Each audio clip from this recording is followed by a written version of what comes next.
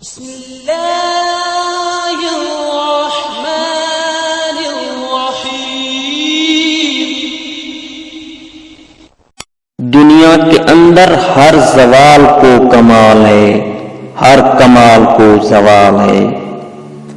اپنے ارد گرد اگر ہم نظر دوڑائیں تو ہمیں ایسی کئی لوگ نظر آئیں گے جو آج مفلسی کی زندگی گزار رہے ہیں، لیکن کچھ عرصہ پہلے انتہائی مالدار تھے، اور کچھ لوگ ایسے بھی ہیں جو آج انتہائی دولت مند ہیں، لیکن کچھ عرصہ پہلے انتہائی غربت میں زندگی گزارتے تھے۔ آج میں آپ کو ایک ایسی ہی سچی کہانی سنانے جا رہا ہوں جو زیادہ عرصے کی نہیں، زیادہ سے زیادہ 2 سے 3 سال پہلے کی ہے۔ ایک شخص متوسط گھرانے سے تعلق رکھتا تھا، لیکن اپنے اندر کے فن کو اس شخص نے لوگوں کے سامنے ظاہر کیا، اور آج صرف یوٹیوب سے اس شخص کی آمدن 33 لاکھ سے اوپر ماہانہ ہے۔ شہرت کی بلندیوں کو چھوتی اس شخصیت کا نام نادر علی ہے۔ نادر علی 18 ستمبر 1983 کو کراچی میں پیدا ہوا۔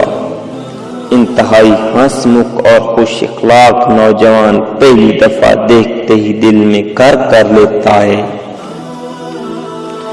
اس وقت نادر علی جیسا کامیڈین شاید ہی کوئی پاکستان میں موجود ہو۔ نادر علی پہلے ایک ٹی وی پروگرام کرتا تھا، لیکن اب وہ چھوڑ کر اپنا یوٹیوب چینل چلا رہا ہے۔ اس کا کہنا ہے کہ سنگر، ایکٹر، ڈانسر بنتے ہیں، لیکن کامیڈین پیدا ہوتا ہے۔ نادر علی کی کامیابی کا سب سے بڑا سبب یہ ہے کہ وہ ایک مستقل مزاج انسان ہے، سخت محنت کرتا ہے اور اپنے شعبے کے ساتھ مخلص ہے۔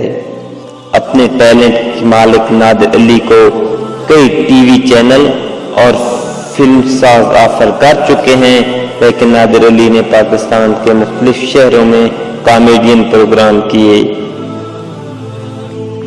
اس کے ساتھ ساتھ ملک سے باہر بھی پروگرام کر چکا ہے۔